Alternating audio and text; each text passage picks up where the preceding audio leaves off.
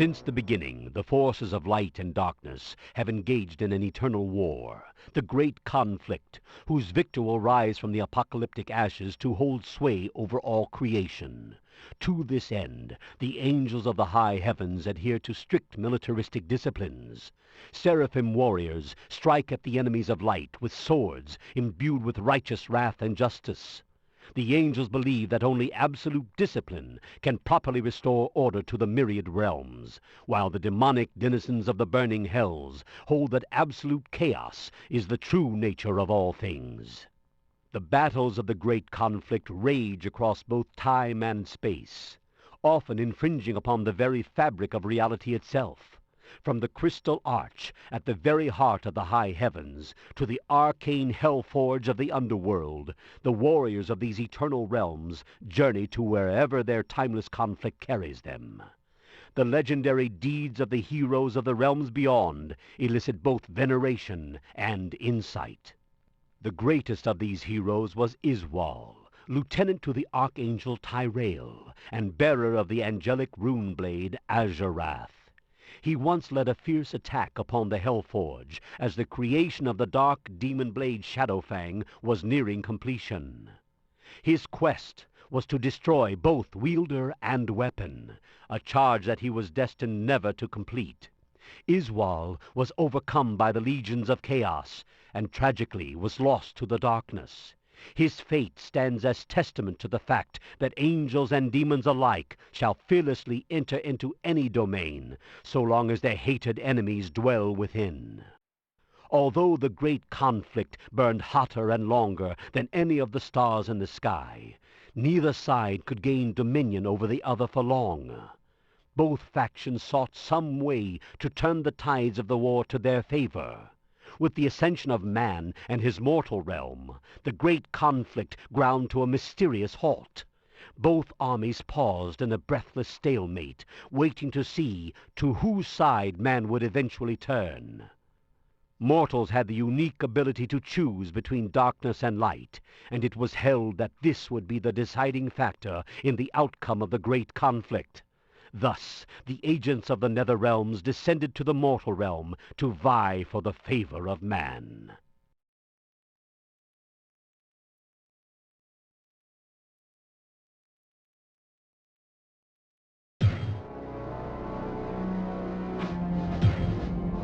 The coming of the great conflict to the mortal realm is known as the Sin War. Angels and demons, disguising themselves while traveling amongst men, attempted to secretly lure mortals to their respective causes. Over time, the forces of darkness discovered that mortals responded much more to brute force than to subtle coercion, and so began to terrorize man into submission. The angels fought to defend humanity against this demonic oppression, but all too often their austere methods and severe punishments succeeded only in alienating those whom they sought to protect.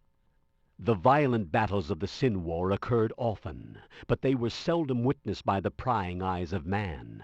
Only a few enlightened souls were aware of the supernatural beings that walked amongst the huddled masses of humanity. Powerful mortals arose and accepted the challenge of the Sin War, allying themselves with both sides in the great conflict. The legendary deeds of these great mortal warriors served to earn both the respect and hatred of the netherworlds. Although lesser demons kneeled before those possessing power and strength, they also cursed the very existence of mortal man. Many of these fiends believed that the deadlock brought about by the emergence of man was a perverse offense to their higher role in the great scheme of things. This jealousy of man led to harsh, atrocious acts of violence by the demons against the mortal realm. Some men learned of this deep hatred and used it against the denizens of the underworld. One such mortal, Horazan the Summoner, delighted in summoning demons and then breaking them to his will. Horazan, along with his brother Bartuk, were members of the Eastern Mage clan, known as the Viserai. This mystic clan studied the ways of demons and had catalogued their lore for generations. Empowered by this knowledge, Horazan was able to take the work of the Viserai and pervert it for his demented purposes. The denizens of hell sought revenge against this bold mortal, but Horazon managed to keep himself well protected within his arcane sanctuary. Bartok, the brother of Horazon, was eventually lured to the side of darkness. He was granted exceptional strength and longevity, and fought alongside the legions of hell against the cursed Viserai, and eventually his own brother during the Sin War. Although Bartok was renowned amongst the warriors of many realms, his dominance in battle came with a terrible price. An insatiable lust for mortal blood pervaded his every thought and deed. Bartok soon became as fond of bathing in the blood of his enemies as he did of shedding it, and in time he came to be known only as the Warlord of Blood.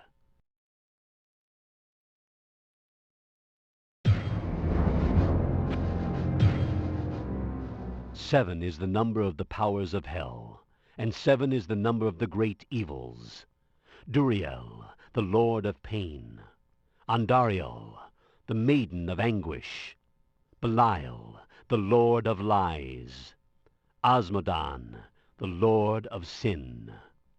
These are the true names of the lesser of the great evils. For ages uncounted, each have ruled over their own domains within the burning hells, seeking absolute dominion over their infernal brethren. As the lesser four continuously vied for the control of those forces that dwelled within their realms, the greater three held absolute power over the whole of hell. The lesser four used dark and evil measures in their quest for power, and herein begins the legend of the Dark Exile. Mephisto, the Lord of Hatred. Baal, the Lord of Destruction. Diablo, the Lord of Terror. These are the prime evils of hell that wielded their power as a dark, sovereign triumvirate. The three brothers ruled over the lesser four by brutal force and malicious cunning. Being the eldest and strongest of the evils, the three brothers were responsible for countless victories against the armies of the light. Although they never held sway over the high heavens for long, the three were justly feared by enemies and subjects alike. With the ascension of man and the subsequent standstill of the great conflict, the three brothers began to devote their energies to the perversion of mortal souls. The three realized that man was the key to victory in the war against heaven, and thus altered their rigid agendum that they had propagated since the beginning. This change caused many of the lesser evils to question the authority of the three, and so brought about a great rift between the prime evils and their servitors. In their ignorance, the lesser evils began to believe that the three were afraid to continue the war with heaven. Frustrated by the cessation of the war, Osmodan and Belial saw the situation as their chance to overthrow the prime evils and take control of hell for themselves. The two demon lords made a pact with their minor brethren, assuring them that the wretched plague of humanity would not deter the ultimate victory of the sons of hell. Osmodan and Belial devised a plan to end the stalemate, achieve victory in the Sin War, and ultimately ride the bloody crest of the great conflict straight into the very arms of Armageddon. Thus, a great revolution was set into motion as all of hell went to war against the three brothers. The brothers fought with all of the savagery of the underworld, and to their credit, annihilated a third of hell's treacherous legions. In the end, however, they were overcome by the Horned Death, led by the traitors Osmodan and Belial.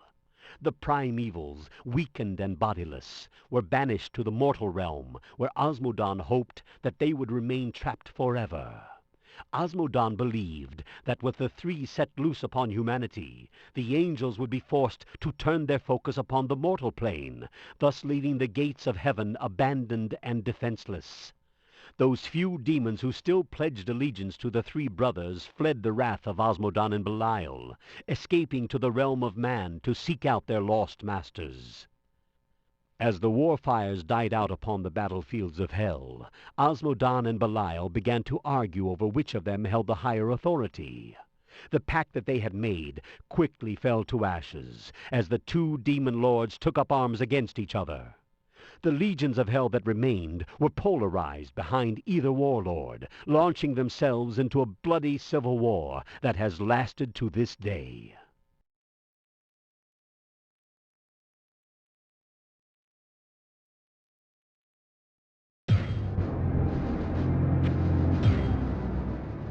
In the ancient days, before the rise of the Western empires, the dark and terrible entities known as the Three Evils were exiled to the world of man. These eternal entities wandered throughout the waking world and fed upon the lusts of men, leaving chaos and attrition in their wake. The evils turned father against son, and prompted many great nations into brutal and petty wars. Their exile from hell left them with an insatiable hunger to bring suffering and pain to all those who would not kneel before them. And so the three brothers ravaged the lands of the Far East for countless centuries. Eventually, a secretive order of mortal magi was gathered together by the enigmatic archangel Tyrael. These sorcerers were to hunt the three evils and put an end to their vicious rampage. The order, known as the Horadrim, consisted of wizards from the diverse and numerous mage clans of the East. Employing disparate magical practices and disciplines, this unlikely brotherhood succeeded in capturing two of the brothers within powerful artifacts called soul stones. Mephisto and Baal, trapped within the swirling spiritual constraints of the soul stones, were then buried beneath the dunes of the desolate eastern sands. The powers of hatred and wanton destruction seemed to diminish in the east as a nervous peace began to settle over the land. Yet for many decades the Horadrim continued their grim search for the third brother, Diablo. They knew that if the Lord of Terror was left untamed, there could never be any lasting peace within the realm of humanity. The Horadrim followed in the wake of terror and anarchy that spread throughout the western lands. After a great battle which claimed the lives of many brave souls, the Lord of Terror was captured and imprisoned within the last of the soul stones by a group of Horadrim monks led by the initiate Jared Kane. These monks carried the cursed stone to the land of Kandaras and buried it within a secluded cave near the river Talsand. Above this cave, the Horadrim constructed a great monastery from which they could continue to safeguard the soul stone. As ages passed, the Horadrim constructed a network of catacombs beneath the monastery to house the earthly remains of the martyrs of their order. Generations passed in Kandaras, and the numbers of the Horadrim slowly dwindled. With no quests left to undertake, and too few sons to sustain their guardianship, the once powerful order faded into obscurity. Eventually, the great monastery that they had built fell to ruins as well. Although villages grew and thrived around the shell of the old monastery, no one knew of the dark, secret passageways that stretched into the cold earth beneath it. None could have dreamed of the burning red gem that pulsed within the labyrinth's heart.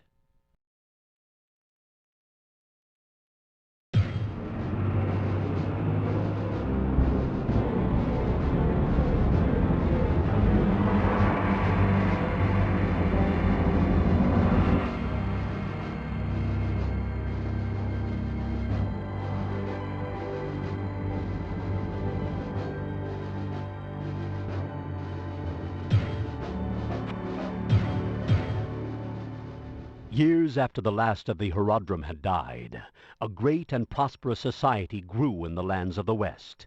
As time wore on, many Eastern pilgrims settled in the lands surrounding Kandaras, and soon established small, self-contained kingdoms. A few of these kingdoms bickered with Kandaras over holdings of property or routes of trade. These squabbles did little to upset the lasting peace of the West, and the great northern kingdom of Westmarch proved to be a strong ally of Kandaras, as the two lands steadily engaged in ventures of barter and commerce. During this time, a bold new religion of the light, known as Zakarum, began to spread throughout the kingdom of Westmarch and into many of its northern principalities.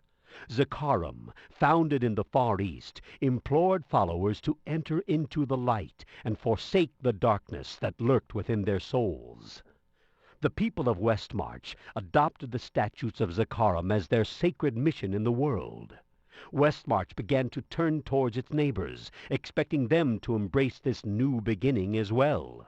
Tensions rose between the kingdoms of Westmarch and Kondaros, as the priests of Zakarum began to preach their foreign dogma, whether they were welcomed or not.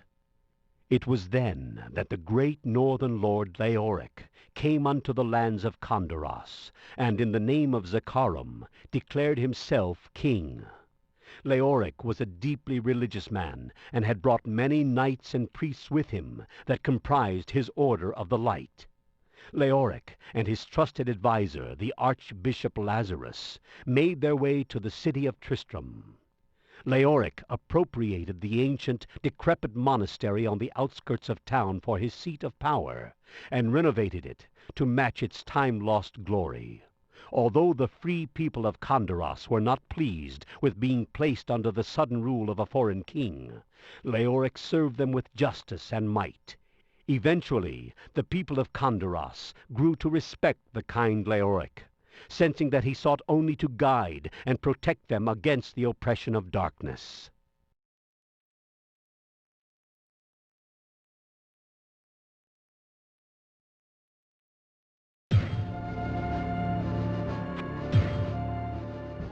Not long after Leoric took possession of Kondaros, a power, long asleep, awakened within the dark recesses beneath the monastery. Sensing that freedom was within his grasp, Diablo entered the nightmares of the archbishop and lured him into the dark subterranean labyrinth. In his terror, Lazarus raced throughout the abandoned hallways until he at last came to the chamber of the burning soul stone. No longer in command of his body or spirit, he raised the stone above his head and uttered words long forgotten in the realm of mortals. His will destroyed, Lazarus shattered the soul stone upon the ground. Diablo once again came into the world of man. Although he was released from his imprisonment within the soul stone, the Lord of Terror was still greatly weakened from his long sleep and required an anchor to the world. Once he had found a mortal form to wear, he could begin to reclaim his vastly depleted power. The great demon weighed the souls residing in the town above, and chose to take the strongest of them, that of King Leoric. For many months King Leoric secretly fought the evil presence that twisted his thoughts and emotions. Sensing that he had been possessed by some unknown evil, Leoric hid his dark secret from his priests, hoping that somehow his own devout righteousness would be enough to exorcise the corruption growing inside him. He was sorely mistaken. Diablo stripped away the core of Leoric's being, burning away all honor and virtue from his soul.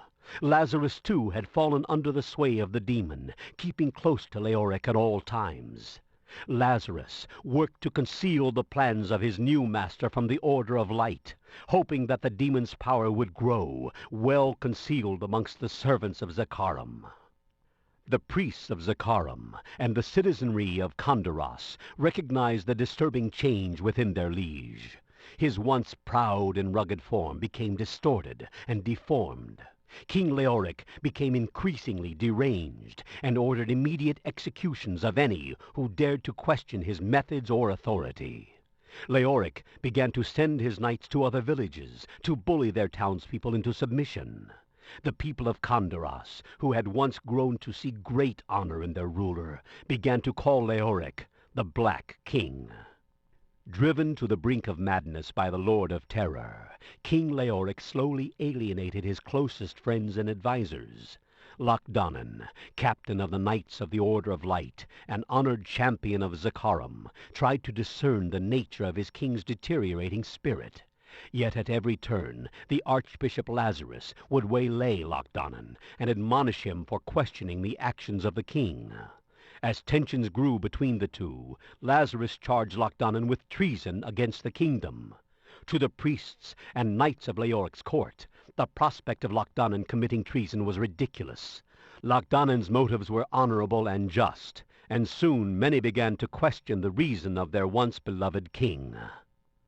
Leoric's madness was growing more obvious with each passing day.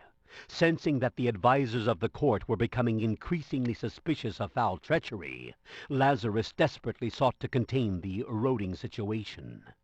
The archbishop masterfully convinced the delusional Leoric that the kingdom of Westmarch was plotting against him, secretly planning to dethrone him and annex Condoras into its own lands. Leoric flew into a rage and summoned his advisors to his side. Manipulated by the archbishop, the paranoid king declared a state of war between the kingdoms of Condoras and Westmarch. Leoric ignored the warnings and admonishments of his advisors, and the royal army of Condoras was ordered to the north to engage in a war that they did not believe in. Lochdanen was appointed by Lazarus to lead the armies of Condoras into Westmarch. Although Lochdanen argued against the necessity of the coming conflict, he was honor-bound to uphold the will of his king.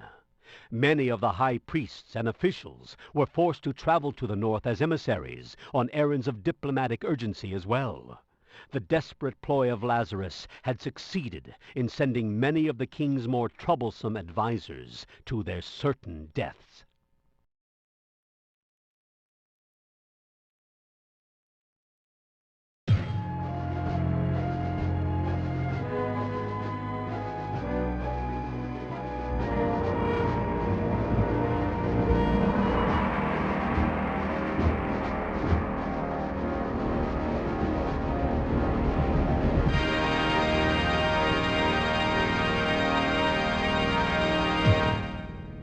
The absence of prying advice left Diablo free to assume total control over the king's battered soul. As the Lord of Terror attempted to strengthen his hold upon the maddened king, he found that the lingering spirit of Leoric fought with him still. Although the control over Leoric that Diablo held was formidable, the demon knew that in his weakened state he could never take complete possession of his soul as long as a glimmer of his will remained. The demon lord sought a fresh and innocent host upon which to build his terror. The demon relinquished his control over Leoric, but the king's soul was left corrupted and his mind crazed. Diablo began to search throughout Condoras for the perfect vessel to act as his focus, and found such a soul easily within his reach. Enjoined by his dark master, Lazarus kidnapped Albrecht, the only son of Leoric, and dragged the terrified youth down into the blackness of the labyrinth. Flooding the boy's defenseless mind with the essence of pure terror, Diablo easily took possession of the young Albrecht. Pain and fire raced through the child's soul. Hideous laughter filled his head and clouded his thoughts.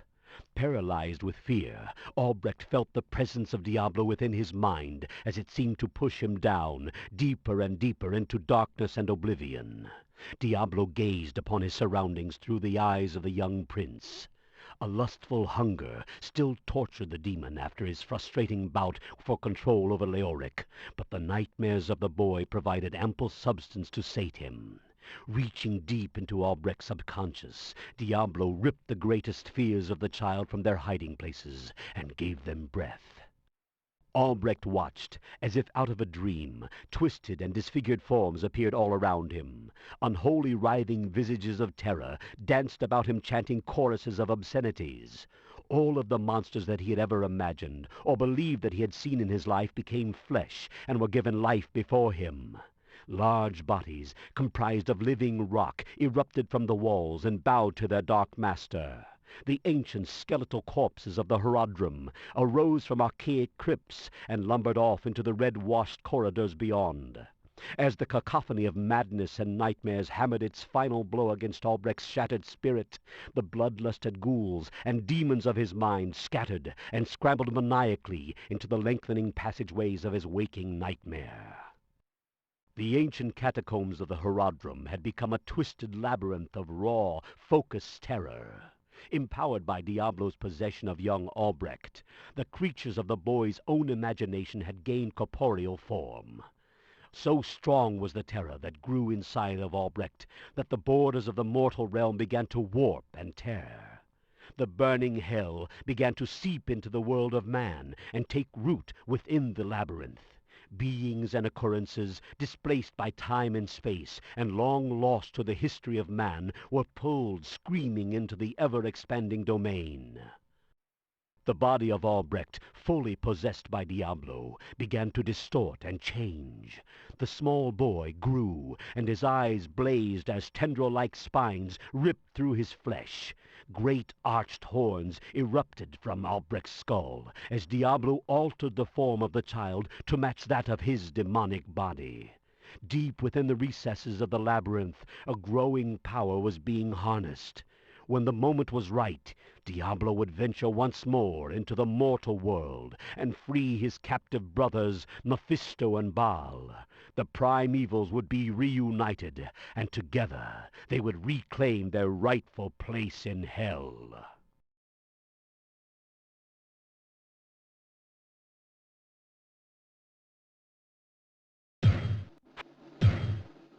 The war against the zealous armies of Westmarch ended with a horrible slaughter, with the army of Condaras ripped to shreds by the superior numbers and defensive positions of Westmarch. Lochdannen quickly gathered together those who were not captured or killed, and ordered a retreat back to the safety of Condaras.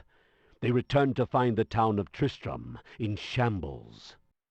King Leoric, deep within the throes of madness, went into a rage when he learned that his son was missing. After scouring the village with the few guards that remained with him at the monastery, Leoric had decided that the townsfolk had abducted his son and hidden him somewhere. Although the townsfolk denied any knowledge of Prince Albrecht's whereabouts, Leoric insisted that they had crafted a conspiracy against him, and that they would pay the price for such treachery. The mysterious disappearance of the Archbishop Lazarus left no one in Tristram with whom the king would take counsel. Overcome by grief and dementia, Leoric had many of the townsfolk executed for the crime of high treason. As Lochdannen and his fellow survivors returned to confront their king, Leoric sent his few remaining guards against them. Believing that Lochdannen was somehow part of the townsfolk's conspiracy, Leoric decreed that he and his party were to die. Lochdannen, finally realizing that Leoric was beyond salvation, ordered his men to defend themselves. The ensuing battle carried them down into the very halls of the darkened monastery, bringing a final desecration to the once holy sanctum of the Horadrim. Lochdannen won a bittersweet victory, as his men were forced to kill all of Leoric's deceived protectors. They cornered the ravenous king within his own sanctuary, and begged him to explain the atrocities he had committed. Leoric only spat at them, and cursed them for traitors against both his crown and the light. Lochdannen walked slowly towards his king, and sorrowfully drew his sword. Full of grief and rage, all honor having been cast to the winds, Lochdannen ran his blade through Leoric's shriveled, blackened heart. The once noble king screamed an unearthly death cry, and as his madness finally overtook him, he brought down a curse upon those who had so betrayed him. Calling upon the forces of darkness that he had spent his entire life combating, Leoric condemned Lochdannen and the others to eternal damnation. In that last fleeting moment within the heart of the monastery, all that was ever virtuous or honorable about the stewards of Condaras was shattered forever.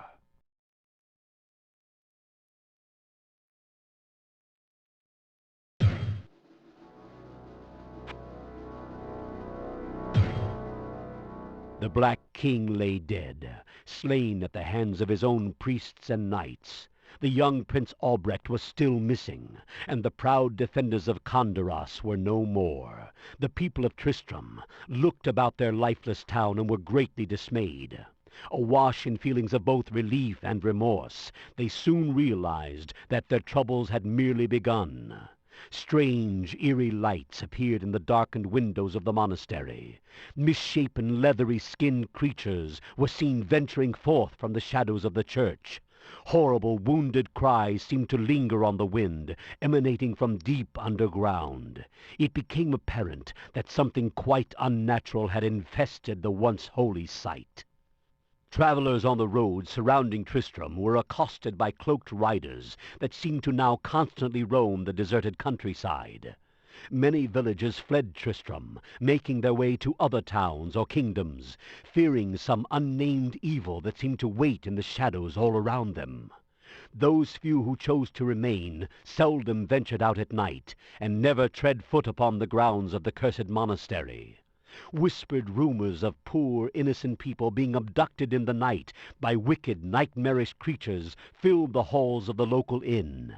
With no king, no law, and no army left to defend them, many of the townsfolk began to fear an attack from the things that now dwelt beneath their town. The Archbishop Lazarus, frayed and disheveled, returned from his absence and assured the townsfolk that he too had been ravaged by the growing evil of the monastery. With their desperate need for reassurance clouding their good judgment, Lazarus whipped the townspeople into a frenzied mob. Reminding them that Prince Albrecht was still unaccounted for, he persuaded many of the men to follow him into the depths of the monastery to search for the boy. They gathered torches, and soon the night air glowed with the flickering light of hope. They armed themselves with shovels, picks, and scythes, and so prepared, they boldly followed the treacherous archbishop straight into the fiery maw of hell itself. The few who survived the horrible fate that awaited them returned to Tristram and recounted what they could of the ordeal. Their wounds were terrible, and even the skills of the healer could not save some of them. As the stories of demons and devils spread, a stifling primal terror began to consume the hearts of all of the town's inhabitants. It was a terror that none of them had ever known. Deep beneath the foundations of the ruined monastery, Diablo gorged himself upon the fears of the mortals above him. He slowly sank back into the welcoming shadows and began to harness his depleted power.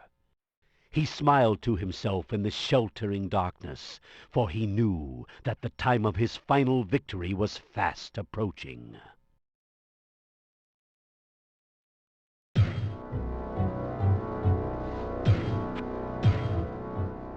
It was long ago that the enigmatic Archangel Tyrael bestowed upon us the secrets of the mysterious Soul Stones. Tyrael bequested upon our order 3 of these stones, so we could contain the vile essences of the 3 prime evils who had been let loose upon our world. Although the artifacts were constructed in realms far removed from our own, we found that they were simple to understand. The Soul Stones affect only beings that are non-corporeal, and thus have no power over living, breathing creatures. When invoked, the Soul Stones bring into being a strong spiritual vacuum. Any non-physical entities caught within this vacuum are drawn into the burning recesses of the Soul Stone, and are forever trapped within. These spirits are released only when the Soul Stone is deactivated or destroyed. The power of the Soul Stones proved to be much more difficult to employ when used against the great prime evils. Voraciously disposed to possessing hapless mortals, the 3 brothers found that they were immune to the effects of the stones while occupying human souls. Sadly, we were forced to hunt down and kill the innocent victims of the prime evils, so that their demonic essences could be subject to the effects of the Soul Stones. Mephisto and Diablo, once found, were easily lured into the Soul Stones. The capture of their brother Baal, however, became complicated when the Soul Stone that was to be his eternal prison was shattered and fragmented. We found that while the shards still held the power to lure the demon to them, they could not properly contain it. Tal Rasha, a fellow initiate who has since been immortalized in Horadrim lore, theorized that a mortal of strong will might be able to contain Baal within his own mortal soul. This sacrifice meant that the essence of any mortal so chosen would be forever tortured, while locked in eternal conflict with the enthralled demon. To this end, Tal Rasha volunteered to contain the raging Lord of Destruction. Piercing his breast with a shard of the Soul Stone, Tal Rasha took within himself the essence of Baal, the Lord of Destruction.